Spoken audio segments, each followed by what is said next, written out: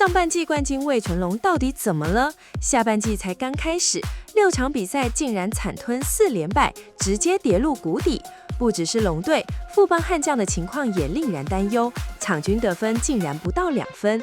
反觀樂天桃園打出5勝1敗的氣勢，強勢衝上下半季領先集團。統一獅更是在對戰龍隊時上演了單局狂灌10分的毀滅級攻勢。這到底只是短期低潮，還是聯盟戰力真的已經重新洗牌了？今天我們不只帶大家看戰績，更要用最殘酷的進階數據，帶你直擊這波詭譎賽況背後的真相。那我們開始這期的野球特報吧。沒錯，這2周的中職賽場真的可以用大洗牌來形容。在上半季，我們看到味全跟富邦打得難分難解，結果下半季一開打，整個風向完全變了。沒錯，但在我們深入解析之前，我想邀請還沒訂閱的朋友訂閱我們的頻道，記得要開啟小鈴鐺，才不會錯過最新上片通知哦。如果想支持我們產出更多深入的分析，也超級歡迎加入頻道會員哦。回到賽場上，我們得先從戰績表看起。截至7月12日，樂天桃園以5勝1敗，勝率超過80%的絕對統治力，暫居下半季第一。緊追在後的是台鋼雄鷹，他們打出了4勝2敗的成績。最讓人意外的是味全龍2勝5敗，還有富邦悍將的1勝5敗。這種半季戰績墊底、全年度戰績領先的矛盾現象，其實就是我們今天要討論的核心。這真的很奇妙。如果看全年度戰績，味全龍還是以41勝穩居龍頭，但下半季的狀態簡直是判若兩隊。這到底是為什麼？是因為拿到季冠軍後放鬆了，還是數據背後隱藏了我們沒看到的疲態？從7月7日到12日這周的表現來看，樂天跟統一的氣勢真的強到擋不住。我覺得這跟戰略目標的差異有關。對味全跟富邦來說，上半季累積了足夠的紅利，所以遭遇疲勞期是有本錢可以進行一些戰力調整。但對樂天跟中信兄弟這些全年度戰績落後的球隊來說，他們反而沒有退路，目標非常單一，就是瞄準下半季冠軍，否則連季後賽都進不去。這種背水一戰的拼勁，直接反映在場上的表現。說到場上的表現，我們來回顧一下上周幾場關鍵賽事。7月7日在新莊，富邦悍將對樂天桃園，本來5-6局富邦還領先3分，結果7局上林立直接轟出一發3分炮，瞬間扳平比分。這場比賽反映出富邦牛棚在面對高壓局面時缺乏3振能力的弱點。林立那一棒真的太關鍵了。這場比賽富邦的牛棚在8局上徹底崩盤，連續3次保送出滿壘，最後被逆轉。而在同一天的台南，統一獅的洋投喬登展現了什麼叫宰制力，主投6局送出7次3振，完全封鎖中信兄弟。統一獅在那場比賽不只有朱家恩跟蘇智傑的長打，還展現了細膩的推進戰術，最後5-0完封勝。這就是統一獅可怕的地方，他們可以在長打重擊與推進戰術之間切換。不過隔天7月8日，中信兄弟就反擊了，他們全場狂掃12支安打，特別是第4局上半，王威成3壘安打帶動攻勢，宋承瑞、岳振華、江坤宇接連敲出2壘安打，單局灌進4分。雖然統一後來有追上來，但中信的長打發揮得更好，最後7-5贏球。另一場在斗六的比賽也很經典，是味全龍的蔣漢對決台鋼的黃子鵬。蔣漢前5局竟然1安打都沒被打出來，投得超級神。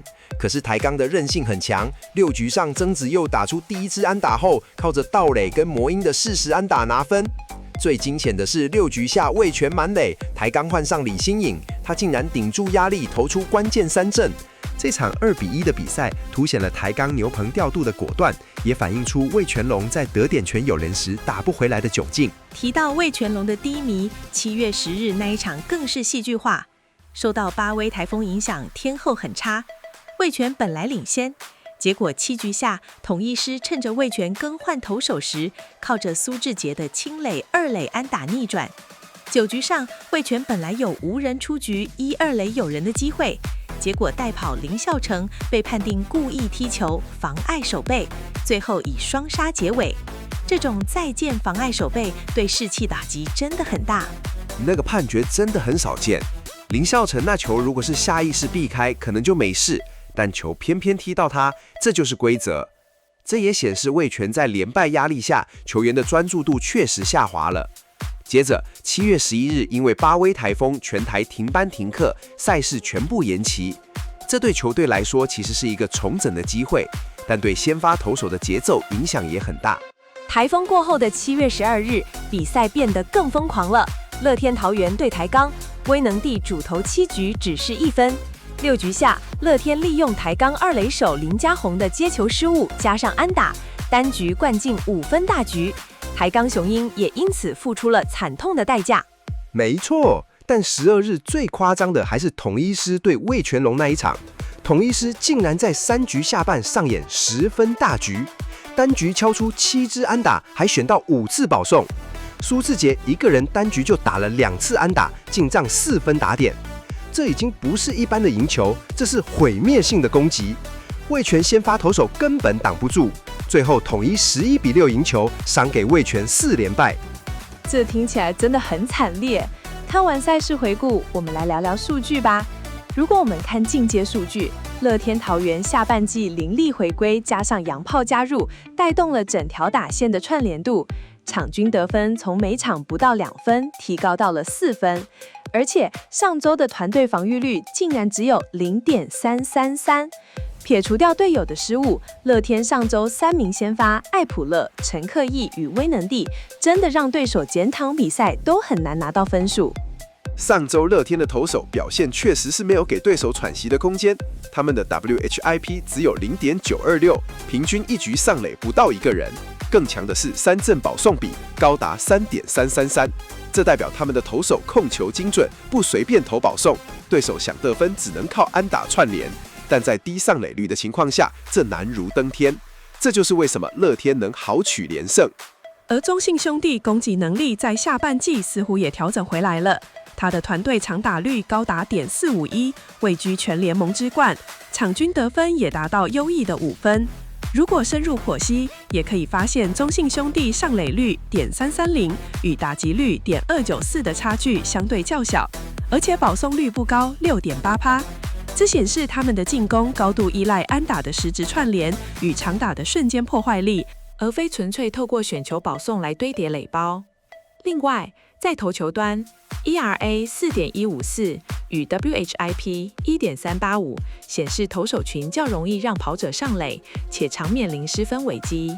台鋼雄鷹的數據就比較極端，在進攻端打擊三圍226、314、290與場均得分2.667分，皆屬聯盟後段班。長打率僅290，更是暴露出球隊嚴重缺乏能以棒擊沉對手的重炮。儘管有魔鷹坐鎮，但整體打線還是斷層嚴重。然而，令人驚豔的是投手群的優異表現，繳出了 ERA 1.038與場均失分僅2.333的成績。這顯示台鋼的比賽節奏往往會被拖入泥沼戰與1分差的極限拉鋸戰。雖然短期內能依靠本土王牌黃子鵬優異表現與精準的牛棚調度取得微弱勝利，但長此以往，打線的長期貧弱必然會過度燃燒牛棚體力。再加上終結者林詩祥受傷整季報銷無法出賽的情況下，這將成為台鋼在下半季中後段無可回避的重大隱憂。那統一獅呢？他們的數據也很漂亮，但風格完全不同。統一的打擊三圍是312、404、413，團臂上壘率能到40%以上，這代表什麼意義？這代表統一獅的打者非常有耐心，而且選球眼極佳。他們場均得分是7分，全聯盟最高。這種高效能的攻擊引擎給了投手很大的容錯空間。蘇智傑現在的狀態就像是他在亞太球場有加成一樣，長打跟安打產出非常穩定。說到熄火，我們得來聊聊味全龍跟富邦悍將了。味全龍上周的團隊防禦率是 5.029， 場均失分高達 6.25 分。更糟糕的是三振保送比竟然只有 1.095。這個數字非常致命，在進階數據中，3振保送比接近1.0，代表你投出1次3振的同時，也會送出1次保送，這會導致壘包經常是擁擠的。WHIP 高達1.676，這對守備員來說是巨大的壓力，因為每一局都要面對危機。先發投手投不滿5局，牛棚就得提早消耗，這就是惡性循環。加上打線的獨立長打率 ISO 竟然只有 .038， 這代表味全龍現在完全沒有長打能力。至於富邦悍將，上周的場均得分只有 1.667 分。你能想象，如果你是投手，知道球隊整场只能得不到2分，你投球的壓力有多大嗎？那真的会想哭吧？就算像威哥神那样投出6局无失分、8次3振的神级表現，只要後援投手一個爆投11分，比賽就輸了。這就是你說的零容錯率吧？對，富邦的打擊三圍.208、.259、.267，上壘率低於6%，這意味着3/4的打席都是直接出局，這讓對方的先發投手投得很輕鬆，用球數很省。富邦的投手為了不失分，會變得太過追求邊角球，反而更容易投出保送或是失投被轟。這就是為什麼魔力藍在12日只投3局就崩盤的原因。所以總結來說，樂天跟統一是靠着極端的高效率在贏球。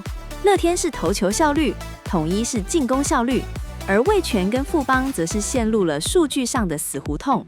巴威颱風雖然給了大家喘息時間，但從結果來看，領先的球隊調整得更好，落後的球隊反而更顯得生鏽了。接下來的戰局會更精彩。如果味全龍不能趕快找回控球，富邦悍將不能在打擊策略上做激進的改變，像是增加手球攻擊或是戰術推進，那下半季可能很快就會失去懸念。沒錯，職棒賽季是一場馬拉松，現在才跑完下半季的開頭而已。雖然這幾場的數據看起來很殘酷，但這就是棒球迷人之處，任何修正都可能帶來反彈。數據是冰冷的，但背後的競爭是熱血的。這一期的野球特報就到這裡嘍。如果你喜歡我們的內容，別忘了訂閱、按讚並分享給你的朋友。也歡迎在下方留言，告訴我們你覺得味全龍跟富邦悍將要怎麼做才能走出低潮，或者你覺得誰會是下半季的黑馬？我們下集再見，大家拜拜。